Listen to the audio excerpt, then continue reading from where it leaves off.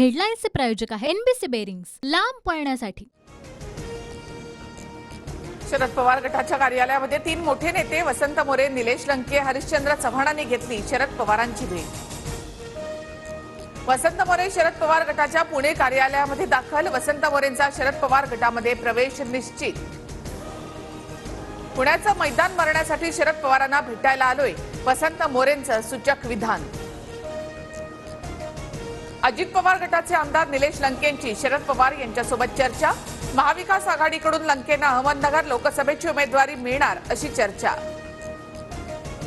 राजकारणामध्ये काहीही होऊ शकतं, वेळ पाहून निर्णय घ्यावे लागतात, जनतेचा कौल पाहून निर्णय घेणार, आमदार निलेश लंकेंचं पुन्हा सूचक वक्तव्य। निलेश लंकेंना मी पक्षात घेतलं, काही गोष्टी समजावल्या, पण त्यांच्या डोक्यात काहींनी खासदारकीची हवा घातली। निलेश लंकेंवर अजित पवारांची प्रतिक्रिया।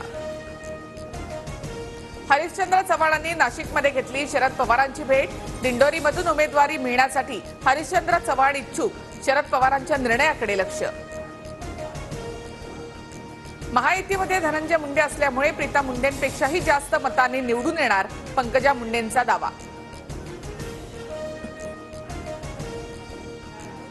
प्रीतम मुंडेंना विस्थापित होऊ देणार नाही, लोकसभेचं तिकीट मिळाल्यानंतर पंकजा मुंडे यांचं वक्तव्य।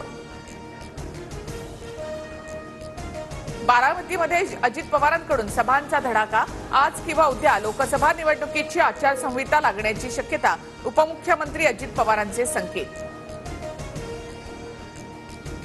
रत्नागिरी सिंधुदुर्गचा तिढा सुटला। रत्नागिरी सिंधुदुर्गच्या जागेवर महायुतीचाच उमेदवार असेल, देवेंद्र फडणवीसांचा दावा।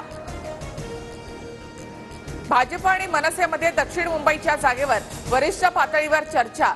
दक्षिण मुंबईची जागा मनसेला देण्यास भाजप तयार, सूत्रांची माहिती।